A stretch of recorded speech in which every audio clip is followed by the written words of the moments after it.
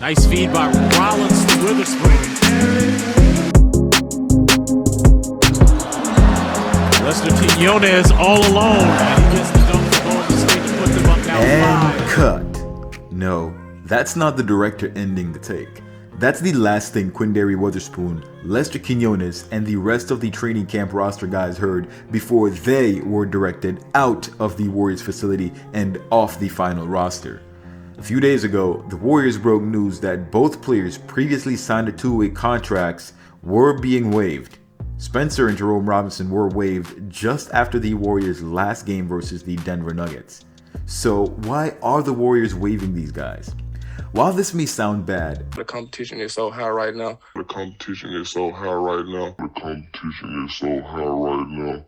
Between all the young guys. This is actually a good thing. If you recall, Lester Quinones, who was James Wiseman's teammate back in Memphis, was signed after the Summer League concluded. Weatherspoon, who was with us last year, and while he didn't look all that great early on during the Summer League, was re-signed back under a two-way contract and seemed like he would be a lock for that spot. However, as you may be aware, two-ways aren't guaranteed contracts and a lot has changed since these signings. To begin with, the Lester Quinones signing was a bit confusing at first, but since it's not a guarantee, the Warriors can do whatever they want. At least in the case of Quinones, the team wanted to give him a shot during training camp because they wanted to see more of him and what he could do, although his ability to space the floor was cited as one of the main reasons for signing him. He did need work in other aspects. Since then, I can't say I've seen much from Quinones as a contributor to the team this year. In 2 preseason games, he's averaged 5 points, 1.5 rebounds, and 1 assist in 10 minutes. He'll need a lot of development as his overall presence on the floor is somewhat non-existent.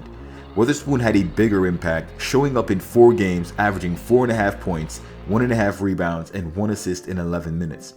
Weatherspoon's experience showed in that he was able to display some early on-court chemistry with Pat Spencer and continued to be a presence defensively. While he didn't do a lot of scoring, he made a few plays that led to some easy buckets for his teammates. This doesn't mean much in the grand scheme though, because the Warriors are looking for pieces with specific skill sets and they want to plug these players into these roles to exploit matchups. Tai Jerome is a more experienced player that the Warriors seem to be fond of, who can at times contribute a lot to a team. He came up big in his last year at Virginia, which led to him getting selected in the first round. Anthony Lamb as well showed that he can come off the bench and give the team some needed buckets. Players like Pat Spencer and Jerome Robinson did appear to perform better during the preseason than Tai Jerome, but the fit on the team was not exactly what Kerr was looking for. The fact of the matter is that the Warriors had a number of guards competing for the third string role that included Mac McClung at one point, who was recently let go, Weatherspoon and Quinones, Ryan Rollins and Pat Spencer, as well as 3 signings in Tai Jerome, Jerome Robinson, and Anthony Lamb. This is without mentioning the 4 guards in the starting lineup and the second unit. Aside from Quinones, Weatherspoon, and Rollins, everyone was signed to a training camp deal. This gives the Warriors the opportunity to look at multiple players to fill out the back end of a championship roster. Keyword, championship. McClung was released because he had too much of an overlap with Poole and Rollins. Kerr said in his interview he was looking for more of a pass-first guy, aka traditional point guards.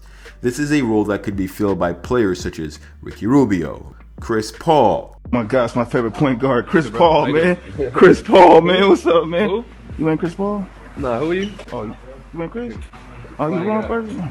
Rajon Rondo. So maybe these guys would be more second string. The point is, at least now I know you know what a pass first guy is and what the Warriors are looking for in a guard at this part of the roster.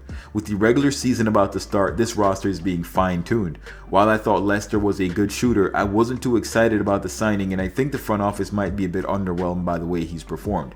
As a smaller guard, being able to pass is just as important as being able to shoot. If they don't respect your game in either aspect, defenders will either dare you to shoot or force you to take bad shots. The shortcomings of Quinones became especially apparent when you see what we've gotten out of Pat Spencer and Anthony Lamb. Those guys, while only occupying training camp spots, became eligible for the 2-way roster spots as well as the 15th spot on the team. Since Rollins has a guaranteed spot on the team, I won't discuss his performance here in this video, but I will take a look at Spencer, Lamb, and both Tai Jerome and Jerome Robinson. Pat Spencer, the legendary lacrosse player who decided to transition to basketball, showed us exactly why the Warriors tried him out for training camp.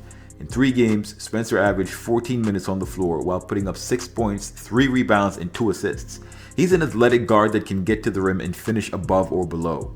While his shooting didn't seem all that great from beyond the arc, he didn't take many shots from distance, going 1 of 3. Considering he shot 50% overall from the field, however, this consistency in finishing will be important if he can find the open man or knock down the occasional 3. This will still earn him backup minutes somewhere.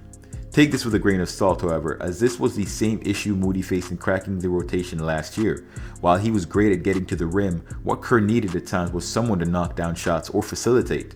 When Moody's shots weren't falling, it was tough to find him minutes. Spencer is a hard-nosed player and decent facilitator. He should have been able to find some minutes behind Poole if the Warriors had offered him one of the two-way contracts. Someone had to be cut, and he just wasn't a preference for the team. Anthony Lamb being picked up by the Warriors was a surprise, but him contending for a spot after his performance is not. Lamb, as you know from my last video, is 6'6" and spent some time in the G League. He played in 2 of the Warriors' preseason games, averaging 18 minutes and knocking down 2 threes per game at a rate of 50%. During that time period, he also totaled 2 blocks and 4 rebounds per game. This is a solid performance by Lamb, which makes this a solid pickup for the Warriors. The size and shooting make for obvious winners when compared to Weatherspoon and Quinones. The Warriors had no choice but to make room for the potential addition of one or both these players. Lamb is a player that can come off the bench and give you 5 to 10 points a night, and if he gets hot, he can knock down a volley of threes to keep the bench on top. With his aggressive defense and shooting, I expected to see him get a deal soon.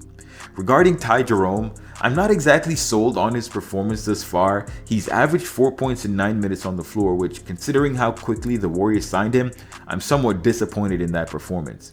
This is exactly why you don't really place a whole lot of importance on where a player is drafted. Jerome was drafted at 24th in the 2019 NBA draft, compared to Jordan Poole, selected in the following draft a few picks later at 28. This also shows you the incredible talent that is Jordan Poole and the absolute steal of a player that he was. Jerome added 1.5 assists and just as many turnovers, and as I said in the Waiving of McClung video, I don't see him as that pass-first guy with just as many turnovers as he has assists. I'd be concerned he'll be able to take care of the ball enough to warrant getting minutes off the bench. I think Spencer is a stronger facilitator than Tai, but Tai has been around the block and his experience won out in the end. Lastly, Jerome Robinson, who played with the Santa Cruz Warriors last year, was called up to the big stage and given a training camp opportunity just before Lamb and Jerome. His addition to the squad was announced, but not a whole lot of fanfare, probably because Swish didn't make a video. Sorry, Rob, which I didn't do because, well, he's already played in some capacity for the Warriors and I didn't think it was necessary.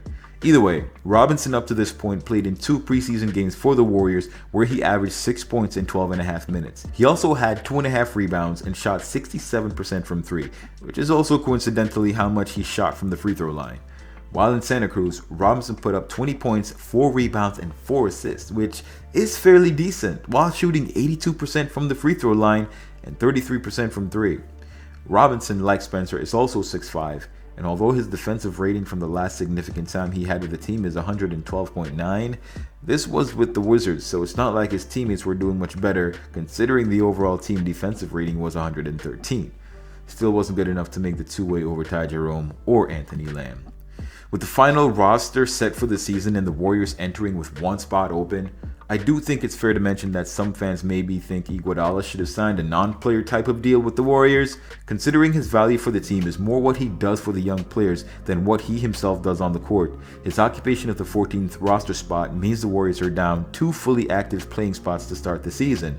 The Warriors weren't hurrying to use up that 15th spot and likely don't see a player the likes of a Payton II immediately available. Last year, prior to taking on Payton, the Warriors were planning on starting the season with a 14-man roster. This would give them flexibility in picking up a veteran from the buyout market should someone become available. This year, they're actually doing it. Signing someone right now to that spot guarantees a contract, and the franchise might not want to be tied down to a player they're not really certain of at the moment, or maybe they're waiting for someone. The guys let go will likely head to the G League to try to work their way up to a possible call-up. Now, COVID wasn't as big of an issue last year, but it's still possible through health and safety protocol we may have some issues, not to mention injuries. This will provide opportunities for these guys that get sent to the G League to later get on a 10-day and prove what they're capable of doing. Please let me know in the comments below if you agree with the Warriors releasing the guys that I mentioned. If you disagree with the signings of Anthony Lamb and Tai Jerome, tell me who the Warriors should have retained and should we have signed any of them to the 15th spot. I think it's great that the Warriors have filled out the team with so many young players while having the most championship-ready team in the league. The pieces fit very well together, starting at the top and continuing throughout the second unit. Both first and second are star-studded of different eras. We've tried going with vets for the sake of going with vets a couple years ago, and I think we've learned and moved on as a team. With the young players on the squad, the Dubs are about to run teams out of the gym for yet another year. Let's rock. Thanks for watching. Till next time, swish.